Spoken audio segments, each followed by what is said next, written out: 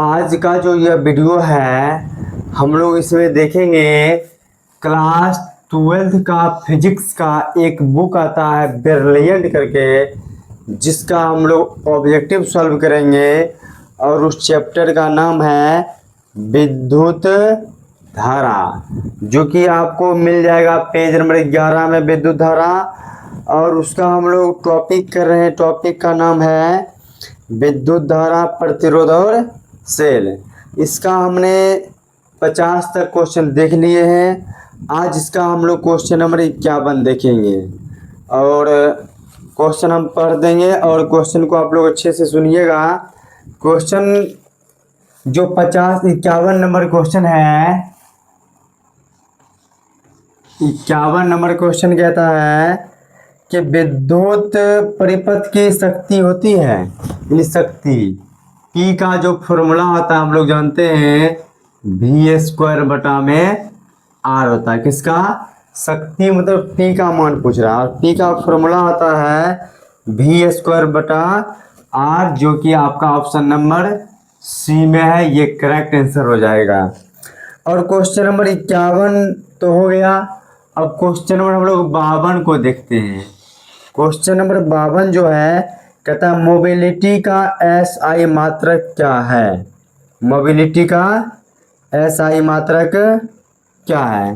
तो मोबिलिटी का मतलब होता है गतिशीलता, जिसको हम लोग म्यू से सूचित करते हैं। और म्यू का जो हमारा सूत्र होता है, वो सूत्र होता है VD बटा में E। तो इसका अगर हम मात्रक निकालेंगे तो इसका दो मात्रक आएगा।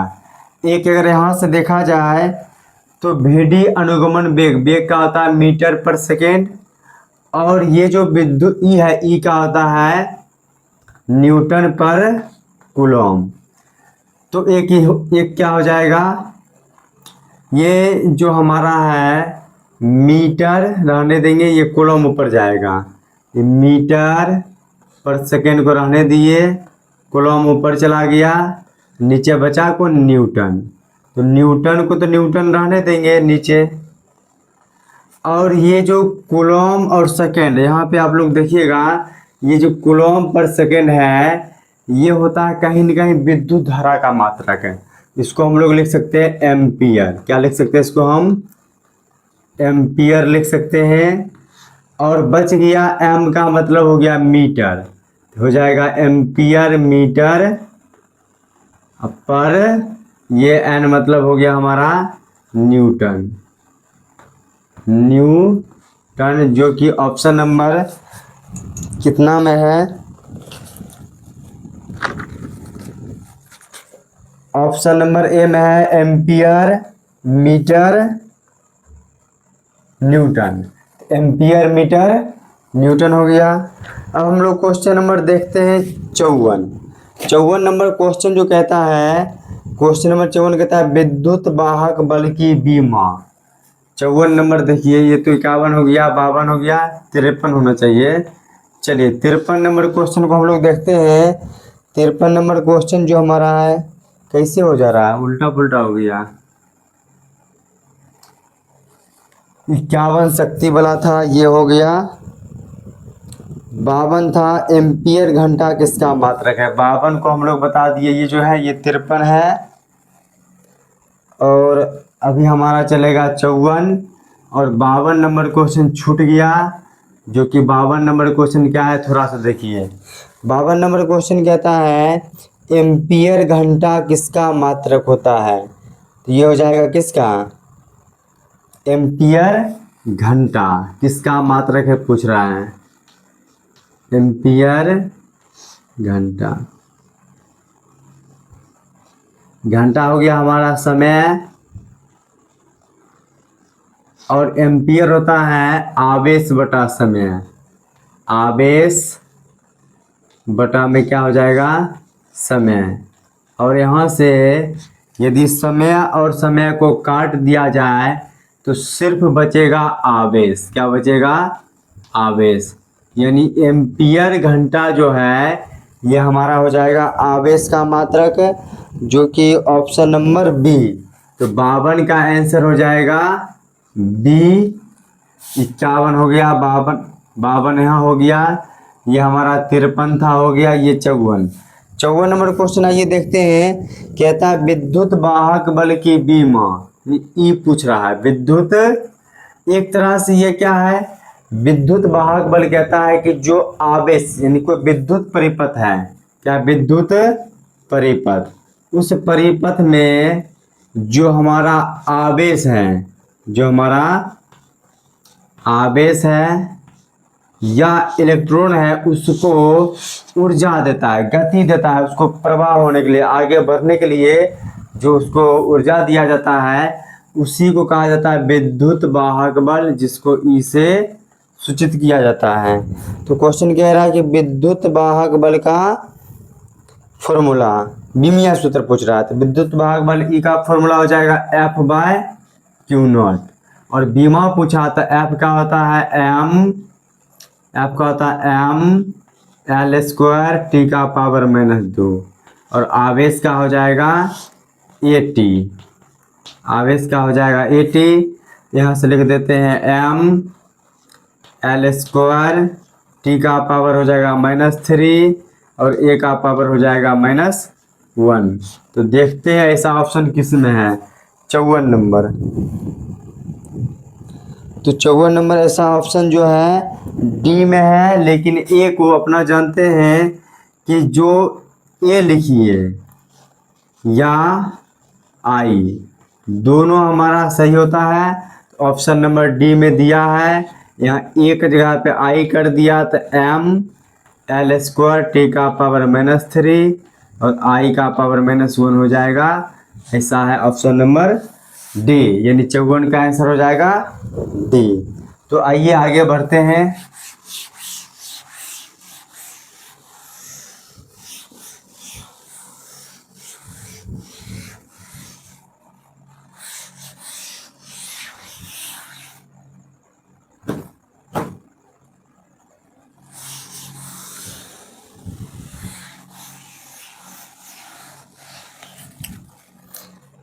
चलिए अगला प्रश्न की ओर हम लोग बढ़ते हैं। तो अगला प्रश्न है हमारा 55, 54 हो गया। 55 नंबर क्वेश्चन में थोड़ा गौर से समझिएगा। कहता है कि दो सेल जिनके विद्युत वाहक बल E1 और E2 है, कितना नंबर हो जाएगा ये हमारा 55 नंबर ये है। तो 55 नंबर को थोड़ा समझिए। दो विद्युत वाहक बल है, एक का E1 है, एक का E2 है, और दोनों का विद्युत वाहक बल दिया है और दोनों के आंतरिक प्रतिरोध भी दिया है E1 E2। और पूछ क्या रहा है, कहता है कि अगर समांतर क्रम में जोड़ा गया है इसका समतुल्य विद्युत वाहक बल। अच्छा, विद्युत वाहक बल अगर समांतर क्रम में पूछेगा तो एक सूत्र याद रखना पड़ेगा हम लोग को, 12 21 12। सूत्र क्या होता है, तो डायरेक्ट लिखेंगे ER प्लस में ER बटा में R प्लस R। तो 12 21 तो 1 2 12, 2 1 21, फिर 1 2 12, यानी ऑप्शन नंबर इसका किस में है, ऑप्शन नंबर यह हो गया हमारा बी, यानी 55 का आंसर हो जाएगा अपन बी हो जाएगा। तो आइए देखते हैं क्वेश्चन नंबर 56। 56 नंबर क्वेश्चन के बारे में आप लोग को पता होगा। कहता है कि हीटर यानी कि जो विद्युत हीटर है, जो क्या है विद्युत हीटर, इसके बारे में जानिए। तो विद्युत हीटर में एक तत्व का प्रयोग किया जाता है जो कि उस तत्व का नाम होता है नाइक्रोम। नाइक्रोम ये क्या करता है, इसका प्रतिरोध बहुत ज़्यादा होता है। पूछेगा इसका क्या होता है, प्रतिरोध बहुत ज़्यादा होता है। प्रतिरोध ज़्यादा होने के कारण धारा को जाने नहीं देगा, और धारा को जाने नहीं देगा तो क्या होगा, बहुत जल्दी क्या होगा, गर्म हो जाएगा। इसीलिए विद्युत हीटर में इस नाइक्रोम का क्या किया जाता है, प्रयोग किया जाता है। तो 56 नंबर हमारा क्वेश्चन था, विद्युत हीटर में जिस तत्व का व्यवहार किया जाता है वह तत्व कौन सा है, वह तत्व हो जाएगा हमारा नाइक्रोम, यानी 56 का आंसर हो जाएगा हमारा डी नंबर। 56 का हो गया डी। आइए 57 नंबर के बारे में जानते हैं। कहता है शोषित विद्युत ऊर्जा, कितना हो जाएगा 57 नंबर। शोषित विद्युत ऊर्जा के बारे में बोला, इसका सूत्र हो जाएगा U बराबर V² बटा में R होता है, यानी विभवांतर के वर्ग के समानुपाती और प्रतिरोध का व्युत्क्रमानुपाती। तो आइए ऑप्शन पढ़ते हैं। पहला है विभवांतर के समानुपाती, विभवांतर का वर्ग होना चाहिए, इसलिए ऑप्शन नंबर ए गलत है। ऑप्शन नंबर बी विभवांतर के व्युत्क्रमानुपाती, ये भी ऑप्शन नंबर बी भी गलत हो जाएगा। और कहता है ऑप्शन नंबर सी विभवांतर के वर्ग के समानुपाती, ऑप्शन नंबर सी क्या है हमारा सही है। तो 57 का आंसर हो जाएगा सी। आइए क्वेश्चन नंबर 58 को हम लोग देखते हैं। 58 नंबर क्वेश्चन क्या कहता है, किलोवाट घंटा KWH, इसके बारे में हम लोग पहले जानते हैं। इसका मान होता है 3.6 10⁻⁶ जूल। जैसे ही जूल आया, यहाँ से आपको पता चल जाना चाहिए या जो है किसका मात्रक होगा, या निश्चित रूप से ऊर्जा का मात्रक है। तो 58 का हो जाएगा ऊर्जा, जो कि ऑप्शन नंबर बी में होगा। तो आइए अगला प्रश्न देखते हैं 59 नंबर। 59 नंबर प्रश्न क्या कहता है ये देखते हैं। 59 नंबर जो है, तांबे के एक तार तथा जर्मेनियम के तार को कमरे के ताप पे 80 के तक ठंडा किया जाता है, तब प्रतिरोध होगा। अच्छा, इसमें दो चीज़ है, एक तांबा एक जर्मेनियम है, इसके बारे में समझिए। एक तांबा है एक जर्मेनियम है, ये जस्ट अपोजिट है, ये दोनों क्या है जस्ट अपोजिट है। यहाँ पे आपको कह रहा है कि दोनों को ठंडा करेंगे। तो तांबा जो है ना, तांबा इसका प्रतिरोध ताप के समानुपाती होता है, और जर्मेनियम के लिए ये जो ताप है, ताप का या व्युत्क्रमानुपाती होता है, व्युत्क्रमानुपाती। और यहाँ ये जो तांबा क्या होता है समानुपाती, यानी ताप बढ़ेगा इसका प्रतिरोध भी बढ़ेगा, किसका तांबा का। लेकिन जर्मेनियम में उल्टा होगा, ताप बढ़ेगा तो प्रतिरोध घट जाएगा। तो कह रहा है कि दोनों को ठंडा किया मतलब ताप कम किया, जब ताप कम किया तो उस हिसाब से जर्मेनियम का प्रतिरोध बढ़ना चाहिए, तांबा का घटना चाहिए। तो ऑप्शन पढ़ते हैं। कहता है कि दोनों तारों का घटेगा, ए नंबर गलत हो जाएगा, दोनों का ये भी गलत। तांबे के तार का घटेगा और जर्मेनियम का बढ़ेगा, बोले है ना। तांबा का घट जाएगा और जर्मेनियम का क्या होगा बढ़ जाएगा, इसलिए 59 का आंसर नंबर हो जाएगा सी। अगला प्रश्न को आइए देखते हैं। 59 हो गया। अब अगला प्रश्न को देखते हैं। अगर आप लोग चाहते हैं इसको उतारना तो इसका आप स्क्रीनशॉट ले सकते हैं।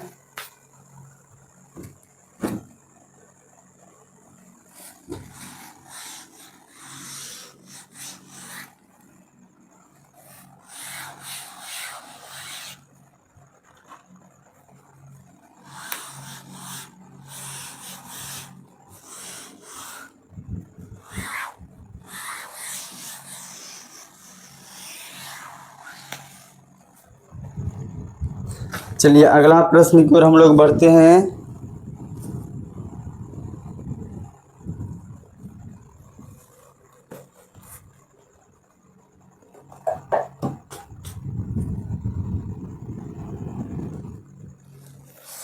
चलिए अगला प्रश्न 60 नंबर।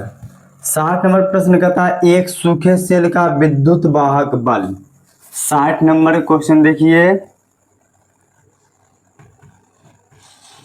क्या बोला, एक सूखे सेल का विद्युत वाहक बल, यानी ई का मान दिया हुआ है 1.5, ई का मान कितना है 1.5 भी। और कहता है आंतरिक प्रतिरोध यानी स्मॉल आर का भी मान दिया है 0.5 ओम। फिर कहता है सेल का एक बाहरी प्रतिरोध में 1 एम्पियर, यानी आई का मान दे रखा है 1 एम्पियर। फिर कहता है भेजता है तो सेल का विभवांतर भी हमसे पूछ रहा है, भी हमसे। तो इसके लिए अपना भी का एक फॉर्मूला होता है, याद रखना पड़ेगा। भी का फॉर्मूला आता है ई माइनस आई आर। कभी कभी यहाँ से आर के बारे में पूछेगा। जब आर के बारे में पूछेगा तो उसमें आर का सूत्र होता है, ये इधर में चला आएगा, ये भी माइनस ये यहाँ पर आने आई आर इधर आ जाएगा, बचेगा इधर में प्लस में भी बचेगा, ई है तो ये इधर में चला जाएगा माइनस भी, और आई दोनों में लगा देंगे, इसमें भी आई इसमें भी आई आएगा। तो अभी अपना पूछ रहा है क्या, अभी हम लोग से पूछा जा रहा है विभवांतर। तो भी का अपना फॉर्मूला लगा लिए। अब इसके मान को रख के देखते बनाते हैं। तो ई का मान हम लोग को दिया है 1.5 माइनस आई का मान दिया है 1 इंटू में आर का मान दिया है 0.5। ये 1.5 रहेगा, मल्टीप्लाई करेंगे 0.5 आएगा और 1.5 1.5 हो गया, और इसका मतलब आधा घटाने के बाद आएगा 1 और भी पूछा तो 1 भी हो जाएगा। इसका करेक्ट आंसर हो जाएगा अपन 60 का हो जाएगा आंसर नंबर बी। आइए अगला प्रश्न देखते हैं। अगला प्रश्न बहुत इम्पोर्टेंट है।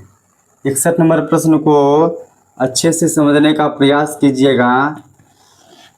और इसमें कह रहा है कि 60 वाट और 40 वाट, 60 वाट और 40 वाट का दो बल्ब हैं, और कहता है कौन ज़्यादा प्रकाशित होगा। तो इसके लिए पहले फॉर्मूला देखिए, P बराबर सूत्र होता है आई आर स्क्वायर। P बराबर सूत्र क्या होता है, I square R, I R square, I R square. चलिए इसका सूत्र देखिए, P बराबर सूत्र होता है भी आई, और भी का सूत्र होता है आई आर। उसी को यहाँ पर रख देंगे तो P बराबर हो जाएगा भी के जगह पे आई आर, अब पहले से आई, यानी P बराबर सूत्र हो जाएगा आई स्क्वायर आर। कहने का मतलब कि ये जो पावर है प्रतिरोध का समानुपाती। अगर यहीं से एक और सूत्र होता है P का, P बराबर भी स्क्वायर बटा आर, ये आर बराबर हो जाएगा भी स्क्वायर बटा पी। पी जितना छोटा आर उतना बड़ा, और आर जितना बड़ा पी उतना बड़ा। तो हमको देखना पड़ेगा पी किसका छोटा है। तो पी किसका छोटा है, 40 का। जब पी 40 का छोटा है तो पी इसी के लिए प्रतिरोध ज़्यादा रहेगा, और जिसका प्रतिरोध ज़्यादा वो ज़्यादा इंजोर करेगा, यानी 40 वाला आंसर क्या होगा, ज़्यादा प्रकाशित होगा। ज़्यादा प्रकाशित कौन होगा, 40 वाला। तो ऑप्शन नंबर पर ये ऑप्शन नंबर बी में 40 वाट बल्ब ज़्यादा प्रकाशित होगा। तो 61 का आंसर हो जाएगा हमारा बी। और इसमें हम लोग 70 नंबर तक प्रश्न करेंगे, 51 से लेकर 70 तक, 20 तक करेंगे। और देखिए आइए हम 62 नंबर क्वेश्चन की ओर बढ़ते हैं, और 62 नंबर क्वेश्चन को समझिए। अच्छा, 62 नंबर जो क्वेश्चन है ना, इसका आंसर थोड़ा सा गलत है, क्वेश्चन में मिस्टेक है, इसका आंसर कुछ और आता है। इसको भी छोड़ते हैं, इसको देख लेंगे। और क्वेश्चन नंबर हम लोग आते हैं 63। 63 नंबर के बारे में कुछ नहीं कहना है। 63 को आप लोग को याद करना पड़ेगा कि तार आधारित प्रतिरोधक बनाते हैं। इसका आंसर हो जाएगा ए, मैग्नीशियम कंस्टेंट नाइक्रोम जैसे धातु के तार के लपेटने से। 63 का हो जाएगा, याद कर लीजिए। 64 नंबर समझने वाला है, इसको आप समझिए। 64 नंबर जो प्रश्न है, मिश्र धातु मैग्नीज की प्रतिरोधकता बोला। अच्छा,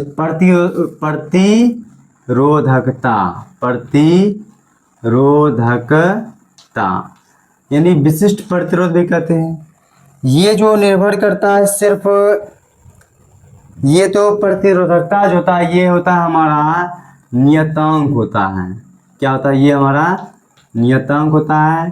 इसको ताप से मतलब नहीं तो किसके लिए, मैग्नीज, खास करके मैग्नीज के बारे में आपको जानना होगा, थोड़ा इसके बारे में जान लीजिए। मैग्नीज कहता है मैग्नीज का जो प्रतिरोधकता है, प्रतिरोधकता इसका लगभग शून्य होता है। इसका ताप गुणांक नहीं के बराबर होता, ताप गुणांक नहीं के बराबर होता है, यानी यह ताप पे निर्भर नहीं करता है, ताप पे निर्भर नहीं करता है। तो कहता है इसको ताप से कोई फर्क पड़ता ही नहीं है, यानी ताप से स्वतंत्र रहता है। तो ऑप्शन देखिए, ताप बढ़ने पर ताप से प्राय स्वतंत्र। मैग्नीज को जो है ताप से कोई मतलब ही नहीं है, यानी ताप से स्वतंत्र है। इसका मतलब 64 का आंसर हो जाएगा हमारा बी। 64 का आंसर क्या हो जाएगा, बी। तो आइए देखते हैं क्वेश्चन नंबर 65। क्वेश्चन नंबर 65 को देखते हैं।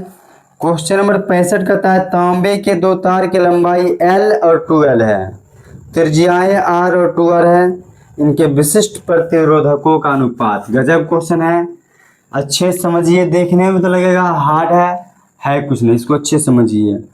बोला तार है, एक तार का लंबाई L है, एक तार का लंबाई 2L है, एक का त्रिज्या R है और एक का त्रिज्या 2R है। मेन बात कह रहा है कि विशिष्ट प्रतिरोध, यहाँ पे आपको याद रखना पड़ेगा विशिष्ट प्रतिरोध के बारे में। विशिष्ट प्रतिरोध जो है ये दो बात पे निर्भर करता है। एक ये निर्भर करता है ताप पे, एक निर्भर करता है पदार्थ की प्रकृति पर, पदार्थ की प्रकृति। ये मात्र दो ही बात पर निर्भर करता है। इसको लंबाई से त्रिज्या से कोई मतलब नहीं है। तो जब इससे कोई मतलब है ही नहीं तो दोनों का क्या होगा, प्रतिरोधक विशिष्ट प्रतिरोध सेम होगा, यानी इसका आंसर हो जाएगा 1:1। जब फर्क पड़ेगा ही नहीं तो इसका आंसर हो जाएगा बी नंबर। किसका, 65 का आंसर हो जाएगा बी। तो आइए 66 नंबर को, एक क्वेश्चन कौन सा था 62, एक क्वेश्चन है 66। 66 नंबर को देखेंगे और 62 दोनों क्वेश्चन को देखेंगे, अभी ही देखेंगे लास्ट में। पहले इसको बना लेते हैं। क्वेश्चन नंबर 67 के बारे में तो आप लोग को पता ही होगा, बिल्कुल आसान सा प्रश्न है। क्वेश्चन नंबर 67 को एक बार देखिए। कहता है दो या दो से अधिक प्रतिरोधकों के श्रेणी संयोजन में, श्रेणी में जोड़ दिए, और प्रतिरोध को जब श्रेणी में जोड़ देंगे, प्रतिरोध को जब श्रेणी में जोड़ देंगे, इससे जो धारा जाएगा सभी से धारा हो जाएगा, धारा का मान समान रहेगा। ऑप्शन नंबर सी हो जाएगा। 67 का ऑप्शन नंबर सी हो जाएगा कि धारा का मान क्या रहेगा, समान रहेगा। आइए क्वेश्चन नंबर 68 के बारे में थोड़ा सा देखते हैं।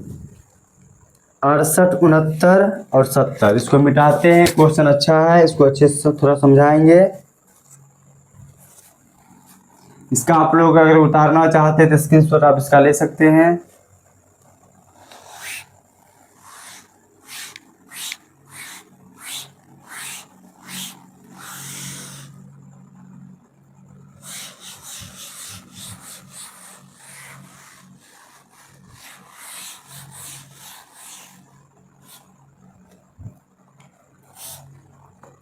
तो आइए क्वेश्चन नंबर 68 को देखते हैं।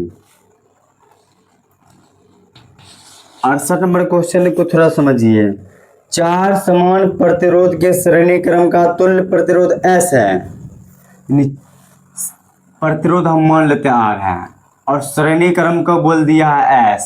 श्रेणी क्रम में क्या होगा, जितना रहेगा तो 4R हो जाएगा। श्रेणी क्रम में जितना रहेगा, श्रेणी क्रम के लिए सूत्र होता है NR, तो 4 है तो 4R। और कहता है कि समांतर क्रम को माना है P, और समांतर क्रम के लिए सूत्र होता है N/R। क्या होता है, N/R। तो 4 है तो 4/R हो जाएगा। अगर इसको उल्टा देंगे,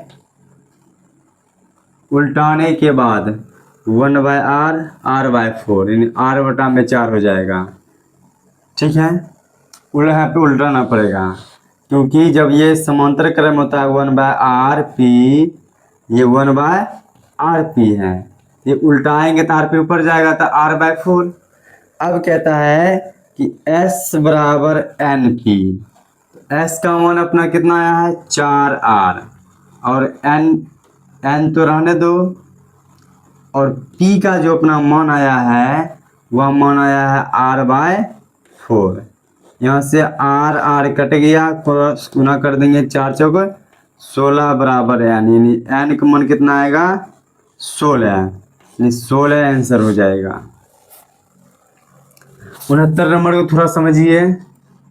69 नंबर प्रश्न कहता है एक तार का प्रतिरोध R है, प्रतिरोध कितना है R है, इसे पिघलाकर n गुनी लंबाई का तार, यानी एक तार बना दिया, उस तार की लंबाई हो गया n गुनी। थोड़ा सा यहाँ पे लॉजिक है, यहाँ पे आप लोग थोड़ा सा ध्यान देके समझिए, n गुनी है तो नए तार का प्रतिरोध। अच्छा उससे पहले अपना जानते हैं यदि प्रतिरोध R है, इसके लंबाई को डबल कर दिए, लंबाई हो गया 2l, तो जानते हैं कि क्षेत्रफल हो जाएगा आधा, डबल तो आधा, 3 गुना, अगर लंबाई 3 गुना हुआ तो क्षेत्रफल हो जाएगा 1/3, n गुना हो गया लंबाई, क्षेत्रफल हो जाएगा a/n। नहीं ये तो l और रहेगा, ऊपर में 2 तो पहले से है, ये भी 2 जाएगा, कितना हो गया 4, ये 3 है, यहाँ से ये भी 3 जाएगा, कितना हो जाएगा 9। कहने का मतलब जितना गुना हम कर रहे हैं उसका स्क्वायर हो जा रहा है। यहाँ 3 गुना किया तो 3 का स्क्वायर हो गया, यहाँ पे n गुना करेगा तो n का स्क्वायर, आंसर हो जाएगा n स्क्वायर। आंसर क्या हो जाएगा n स्क्वायर। तो 69 का जो आंसर है वह हो जाएगा n स्क्वायर r, क्योंकि n स्क्वायर से गुना कर देंगे तो क्या हो जाएगा n स्क्वायर r, जो कि ऑप्शन नंबर सी में दिया गया है। अब थोड़ा सा 70 नंबर क्वेश्चन को देख लीजिए। 70 नंबर क्वेश्चन कहता है कि 1 एम्पियर बराबर है, तो सबको चेक करना पड़ेगा। पहला ही मिल गया coulomb per second, coulomb per second को ही कहते हैं 1 एम्पियर, कूलम पर सेकेंड क्या कहते हैं 1 एम्पियर, जो कि 70 का ए हो जाएगा। आइए 2 प्रश्न छोड़े थे, उस प्रश्न को थोड़ा सा देख लेते हैं।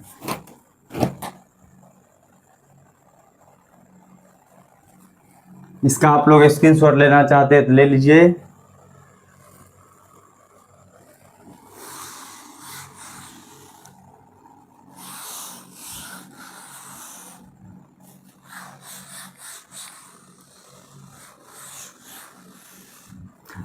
आप लोग को पता नहीं होगा कि अभी कितना बज रहा है, आपको हम घड़ी कहाँ दिखाते हैं।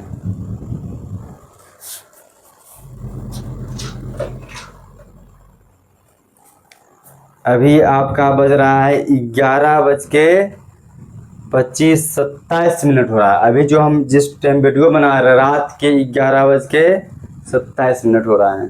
सोचिए हम आप लोग के लिए मेहनत कर रहे हैं, तो आप भी इसको थोड़ा सा अच्छे से रिवीजन कीजिएगा। तो क्वेश्चन नंबर कितना छोड़े थे, 70 तक हो गया, और जो क्वेश्चन छोड़े थे उसको देख लेते हैं। 2 क्वेश्चन छोड़े थे, हाँ। एक क्वेश्चन पहले हम लोग देखते हैं 66, एक क्वेश्चन हम लोग देखते हैं पहले 66। तो इसके लिए जो है कुछ फॉर्मूला आता है, उस फॉर्मूला को हम लिख दे रहे हैं, आप लोग इसको याद कीजिएगा। तो इसके लिए होता है जैसे कि ब्लैक है, तो ब्लैक के लिए क्या होता है देखिए,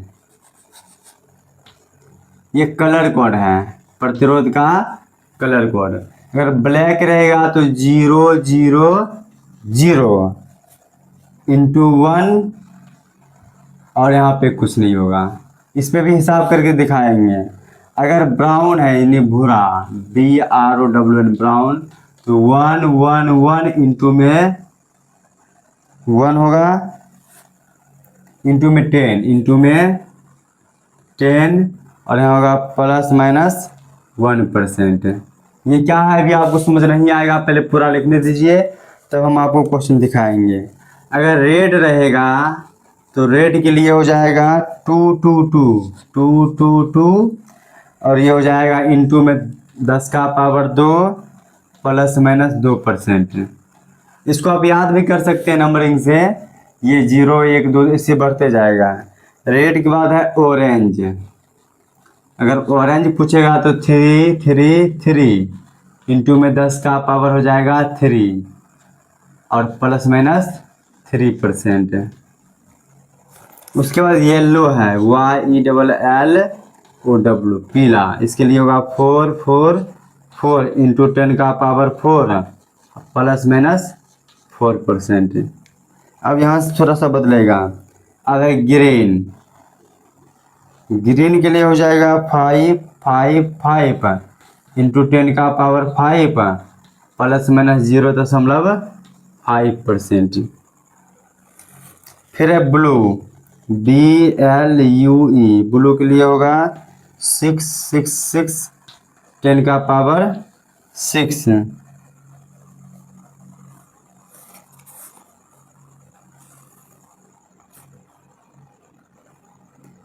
और यहाँ हो जाएगा प्लस माइनस 0.25%। उसी प्रकार वायलेट है VIOLET, वायलेट के लिए है 7 7 7 इंटू में 7 का पावर 10 का पावर 7 प्लस माइनस 0.1%। फिर है ग्रे GREY, ग्रे के लिए है 8 8 8 इंटू 10 का पावर 8 प्लस माइनस 0.05%। और भी है वाइट के लिए भी है, वाइट के लिए आएगा 9 9 9 10 का पावर 9 प्लस माइनस इसका नहीं होगा। और गोल्ड जिसको सुनहरा कहा जाता है, गोल्ड के लिए हो जाएगा, ये नहीं होता है तीनों और ये वाला होता है प्लस माइनस 5%। यानी अब देखिए ये है क्या, इसको आप लोग याद रखिएगा, सब कलर का ये फिक्स है। अब अपना क्वेश्चन नंबर अब देखिए 67 गया, ये 66 है।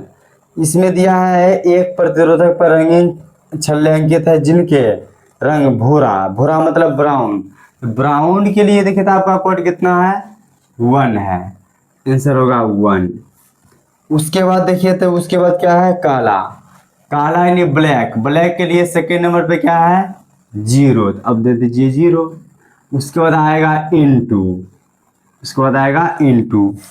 अब हमारा है हरा, हरा के लिए देखिए ग्रीन कहाँ गया, इसमें इनटू वाला में कितना है 10 का पावर 5 इंटू 10 का पावर कर दिए 5। उसके बाद जो आएगा अब आएगा प्लस माइनस वाला, और उसके बाद दिया सुनहला, सुनहला इसके लिए प्लस माइनस कितना है प्लस माइनस 5%, तो प्लस माइनस 5% हो जाएगा।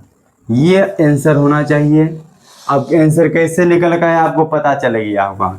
अगर इसको देखा जाए तो 10 का पावर 6 प्लस माइनस 5% लिख देंगे, या इसी को लिखेंगे 1 इंटू में 10 का पावर 6 अब प्लस माइनस 5% है। और यही इसका आंसर है, ऑप्शन नंबर इसका हो जाएगा ए, यानी 66 का जो क्वेश्चन नंबर आंसर है हो जाएगा ए। और एक और क्वेश्चन छोड़े थे, कहाँ गया ये क्वेश्चन, थोड़ा सा बहुत बड़ा भी है प्लस इसका आंसर में मिस्टेक है, इसलिए 62 नंबर क्वेश्चन को रहने देते हैं। थोड़ा बहुत ज़्यादा बड़ा बनेगा जिसको कि ये पूछ भी नहीं सकता, इसको रहने दीजिए। और इसका आंसर भी मिस्टेक है, जो बन के आएगा वह इसका आंसर नहीं है। इस वीडियो को आप अगर पूरा देख लिए और समझ में आ गया तो आप कमेंट करके बता सकते हैं। और जिस प्रश्न में आपको दिक्कत है कमेंट करके आप बोलिए, उस प्रश्न को हम अगले वीडियो में उसको विशेष रूप से हम करके समझाने का प्रयास करेंगे। और वीडियो अगर अच्छा लगा तो इसको लाइक कर दीजिए और शेयर कर दीजिए अपने दोस्तों के पास, ताकि उनको भी आप पहुंच सके। लेकिन यह जो हम करवाए हैं यह बुक बहुत स्टूडेंट के पास नहीं होगा, ये ब्रिलियंट का बुक है, क्लास 12 के लिए ऑब्जेक्टिव के स्पेशल आता है। जिसको नहीं है व्हाट्सएप पर आप मैसेज कर सकते हैं या कमेंट कर सकते हैं। आपको हम इस चैप्टर का जितना भी क्वेश्चन है उसका PDF बना हुआ है, आपको क्वेश्चन हम PDF भेज देंगे।